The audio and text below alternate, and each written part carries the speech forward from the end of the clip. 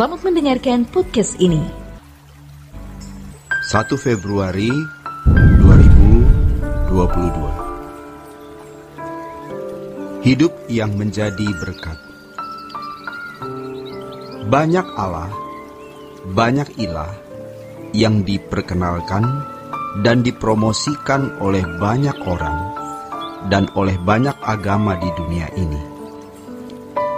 Menurut Alkitab yang kita percayai, Allah yang benar adalah Allah Israel yang dinyatakan dalam Mazmur 73, yang menyatakan diri sebagai Allah Abraham, Ishak, dan Yakub, yang namanya Yahweh.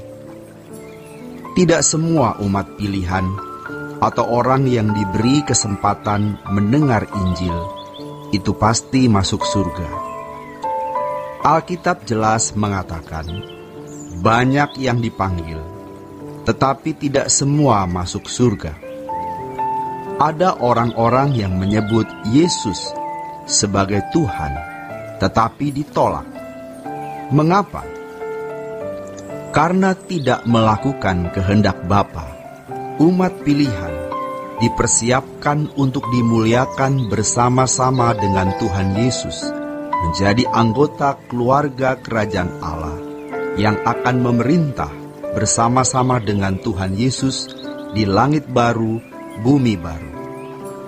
Karenanya, kita tidak boleh dan memang tidak bisa membanding-bandingkan kehidupan umat pilihan yang diproyeksikan sebagai anak-anak Allah yang dimuliakan bersama Yesus dengan mereka yang bukan umat pilihan. Jadi, sejatinya kita dapat membuat orang yang bukan umat pilihan Allah mengenal kebenaran melalui perilaku kita.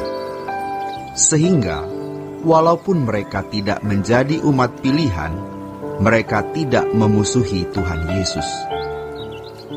Jangan membuat mereka sampai menista Yesus karena perbuatan kita. Tapi sebaliknya, biarlah mereka memuliakan Tuhan, tidak menyerang dan tidak memusuhi. Sebab orang yang tidak memusuhi kita ada di pihak kita. Tuhan yang berkata, orang yang tidak melawan kamu di pihak kamu.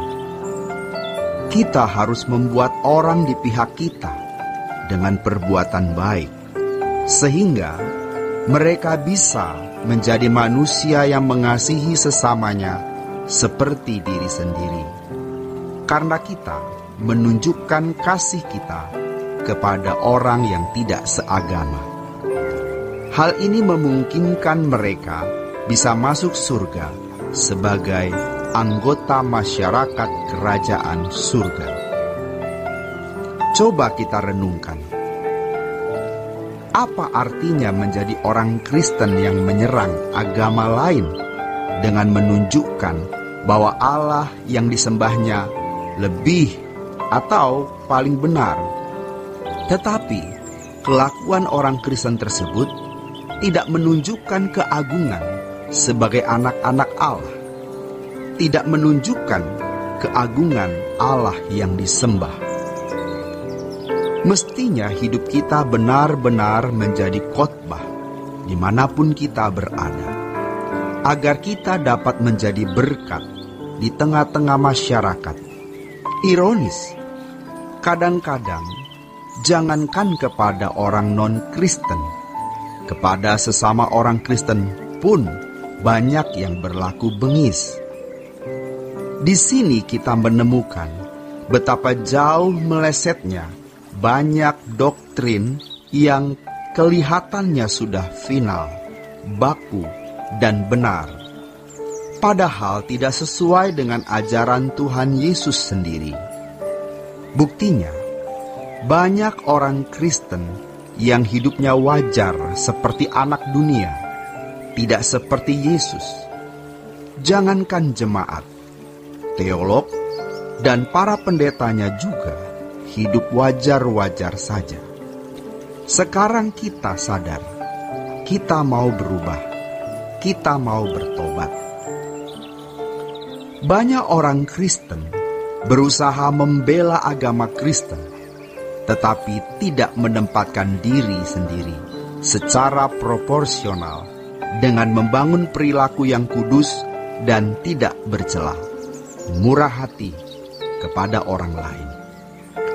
Orang-orang seperti ini pada dasarnya hanya mau mempermalukan atau merusak nama baik kekristenan. Dengan kebengisannya membela kekristenan dengan kata-kata yang kadang-kadang kurang pantas.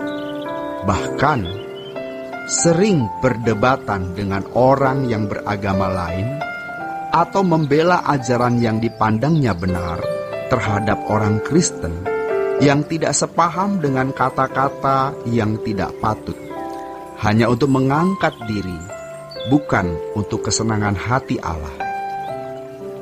Sejatinya, kalau kita mau membela Tuhan, caranya adalah dengan berbuat baik, hidup tidak bercela, membuat orang bisa berdecak kagum atas perbuatan kita.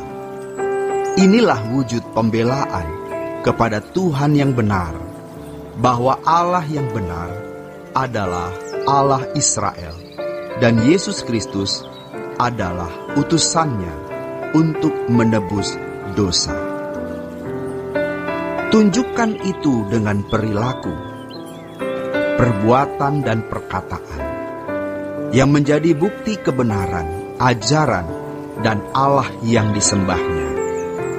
Jelas, yang mulia Tuhan kita, Yesus Kristus, berkata, "Dari perbuatanmu, kota yang terletak di atas bukit atau kerajaan surga dapat dikenali orang."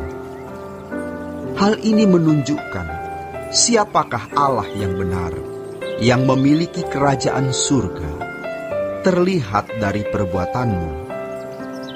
Bagaimana kita mendeklarasikan, kita mengampanyekan, menyerukan, dan menyaksikan bahwa Allah yang benar, Allah Israel, Allah Abraham, Ishak, dan Yakub, yaitu Allah dan Bapa Tuhan kita, Yesus Kristus.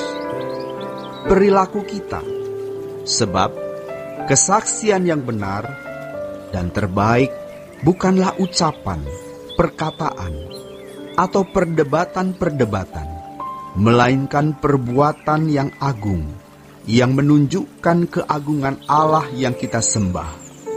Itulah sebabnya Yesus berkata bahwa kita harus sempurna seperti Bapa dan memiliki kebenaran yang melebihi kelakuan ahli Taurat dan orang Farisi. Orang Kristen yang kelakuannya tidak berkualitas bukan hanya tidak dapat menjadi saksi dan tidak dapat menjadi utusan, tetapi akan ditolak Allah. Matius 7 ayat 21-23. Dan memang untuk itu, orang harus bertekad hidup suci dan bertekad tidak mencintai dunia.